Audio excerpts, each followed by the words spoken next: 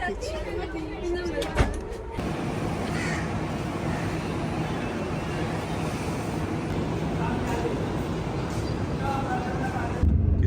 Snapchat से हाँ भेज दे रहा सही में आएगा।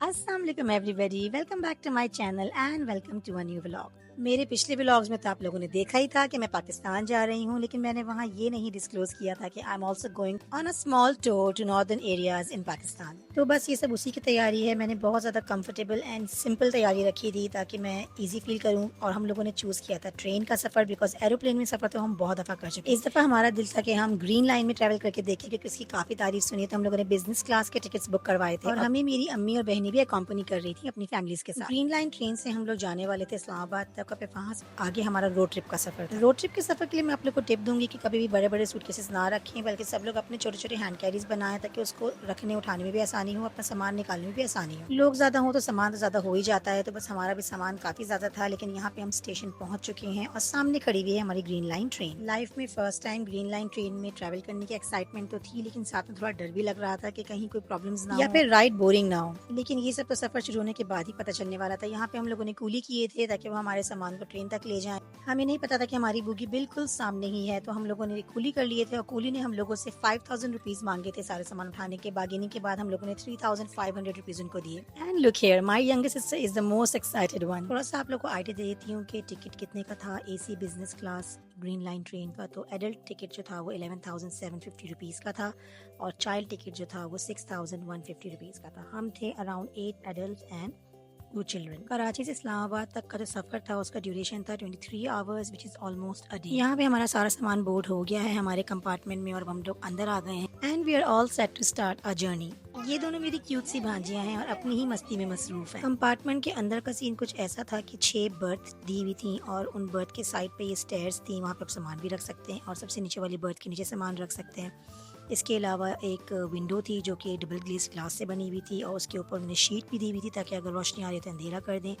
एसी था, फैन था, और टीवी भी था। सबसे अच्छी बात यह है कि ये प्राइवेट कंपार्टमेंट्स थे, दरवाजा बंद कर दो तो अंदर कम्प्लीटली साउंड प्रूफ भी था। तो ऐसा नहीं था कि ट्रेन के चलने की जो आवाज होती है वो आपको बहुत डिस्टर्ब करे और आप सो ना पाओ। कंप्लीट प्रिवेसी थी, which was an additional treat. हम लोग क्योंकि 10 लोग थे तो हम लोगों ने 2 कंपार्टमेंट्स बुक करवाए थे completely for our family. Train चल चुकी थी और हम लोग डिनर के लिए साथ अपने घर से कबाब रोल्स बनाकर लाए थे, चिकन एंड बीफ के। तो बस अब वो स्नैक करने का टाइम था। अच्छा, एक और बात ये कि हमारे टिकट की प्राइस के अंदर हमें ब्रेकफास्ट, 2 स्नैक्स और लंच मिलना था, और डिनर हमने खुद अपना अरेंज करना था। यहाँ पे मैं आपको विंडो से व्यू दिखा रही हूँ। स्लोली स्लोली ट्रेन ने चलना शुरू कर दिया। एंड यस, ट्रेन के चलने के बाद हम लोग को वेलकम ड्रिंक्स भी मिले थे। तो अब यहाँ बज रहे हैं सुबह के 5:45 और हम लोग पहुँच गए हैं रोड़ी स्टेशन पे। सनराइज देखा हम लोगों ने, बहुत अच्छा लग रहा था, बहुत मज़ा आया, एक डिफरेंट एक्सपीरियंस था।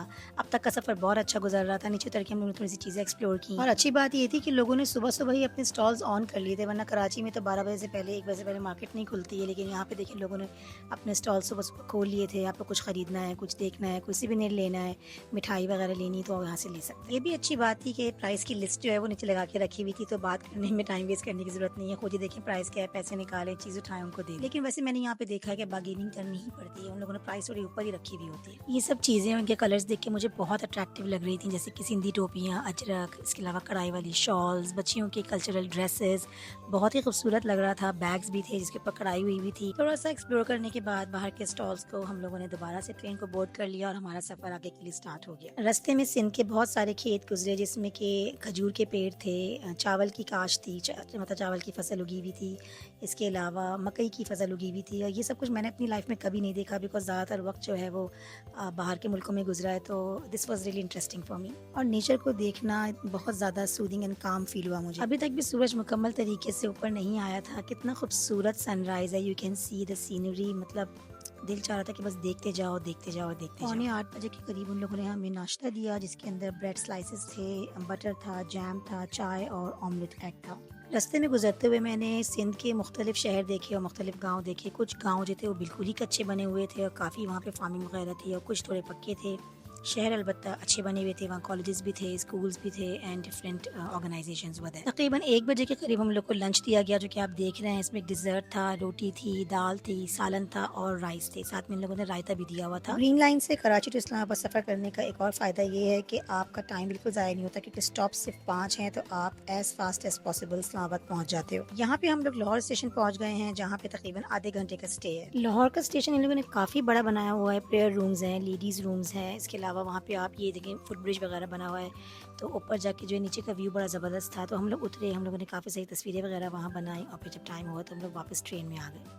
शाम के 4:45 हो रहे थे और चाय की बहुत तलब हो रही थी, तो हम लोगों ने चाय ऑर्डर की, जो कि 200 रुपीज़ पर ग्लास थी और बड़े मज़े की। सफ़र फिर से कंटिन्यू हो गया और अब दरियाओं का सिलसिला शुरू हो रहा था, जो कि हमें कराची में देखने को नहीं मिलता। तो अब बस हमने पहला दरिया देखा अपने रास्ते पे। काफ़ी देर सफ़र करने के बाद अंधेरा हो चुका था और ये रावलपिंडी के स्टेशन पे हम रुके, जिसके बाद फ़ौरन 20-25 मिनट के बाद आना था Islamabad station and we were desperately waiting for that because 23 hours होने वाले थे and we were really tired now. Although रास्ते में सोते रहे, आराम करते रहे, लेकिन वो बात तो नहीं होती ना जो आपके कमरे की, आपके रूम की बात होती है। एनीवेज, अब हम बहुत करीब हैं मारगला स्टेशन के, जो कि इस्लामाबाद का स्टेशन है। यहाँ मैं बहुत एक्साइटेड हूँ बिकॉज मैं चलती हुई ट्रेन के डोर पे खड़ी हुई हूँ और पीछे देखें ये लोग मस्ती कर रहे हैं। थोड़ा सा हाल बेहाल था क्योंकि पूरे एक दिन के सफर पे थे, लेकिन we enjoyed the trip. Margalla station पर उतरने के बाद हमें हमारे टूर गाइड एंड ड्राइवर्स ने लेने आना था and then we were going to go to a guest house which was in F7 Islamabad. इस वक्त बज रहे हैं रात के 10:15 और हम लोग ट्रेन स्टेशन पे उतर चुके हैं and we are walking towards our cars. Guest house पहुंच के थोड़ा सा फ्रेशन अप हुए, उसके बाद खाना खाया। खाने में था मटन कढ़ाई, chicken pulao, salad, raita, roti and etcetera. कल से शुरू होना था हमारा टूर का डे 1, जिसमें हमने जाना था इस्लामाबाद से नारान तक और रास्ते में जो जो साइट सीइंग स्पॉट्स थे वो सारे टच करने थे। अगर आप लोग को आज का ब्लॉग अच्छा लगा हो तो इसे लाइक ज़रूर कीजिएगा। आप लोगों से मुलाकात होगी अपने नेक्स्ट ब्लॉग में, जिसमें मैं आपको अपने टूर डे 1 के बारे में सारा कुछ दिखाऊंगी। तब तक के लिए अपना बहुत ख्याल रखिएगा। अल्लाह हाफिज़।